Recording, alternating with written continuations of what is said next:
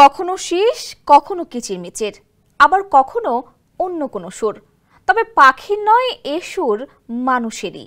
এমনই এক গ্রাম আছে যেখানকার বাসিন্দারা পরস্পরকে ডাকেন সুরে সুরে। মায়েরা প্রতিটি সন্তানের জন্য তৈরি করেন আলাদা আলাদা সুর।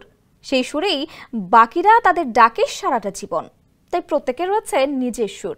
ছোট ছোট এই সুরের কারণেই গ্রামের সবাই একে অন্যের চেয়ে আলাদা। আর এই সুরই তাদের সঙ্গী, এটাই তাদের পরিচয়। বিস্তারিত জানাচ্ছেন আহমদুল্লাহ শিকদার। পাহাড়ি এই গ্রামে মানব বসতি খুবই সীমিত। মূল ভূখণ্ড থেকে অনেকটাই আলাদা এই গ্রামের নাম কংথং।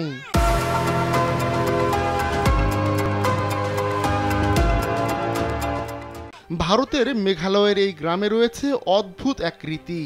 এখানকার মানুষজন নিজেদের মধ্যে যোগাযোগ করে সুরে সুরে।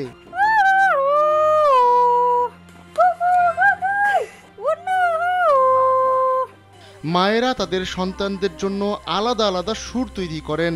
সেই সুরেই তারা নিজেদের মধ্যে কথাবার্তার আদান প্রদান করে।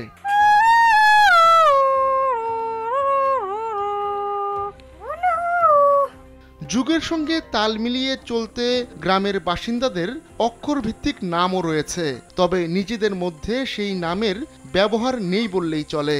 সন্তানদের আলাদা আলাদা সুরে ডাকেন মা, আবার খাবার খেতে সন্তানদের ডাকতে হলে সুরের আশ্রয় নেন। সুরে সুরেই জবাবও দেয় সন্তানরা। এভাবেই সুরে সুরে চলে কথাবার্তা। ভালোবাসার বহিঃপ্রকাশ দেখাতেই মূলত সুরে সুরে ডাকেন মায়েরা। তবে রেগে গেলে কিন্তু পোশাকি নামেই ডাকেন। আবার জঙ্গলে কাজ করার সময় গ্রামের বাসিন্দারা একে অপরের সঙ্গে সুরে সুরে কথা বলেন। আধুনিক পৃথিবী থেকে অনেকটাই বিচ্ছিন্ন এই কংথং গ্রাম।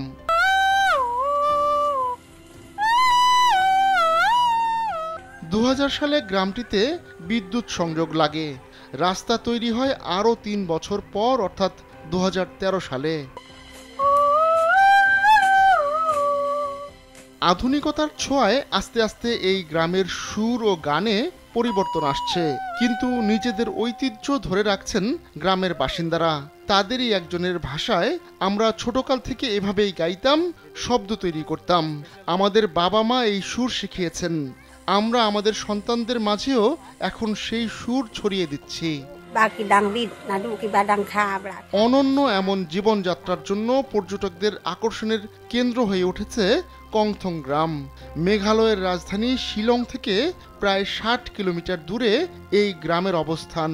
মাতৃতান্ত্রিক এই গ্রামে সর্বময় ক্ষমতার অধিকারী মায়েরা।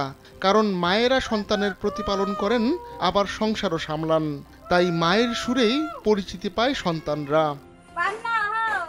আহমদুল্লাহ শিকদার, কালবেলা।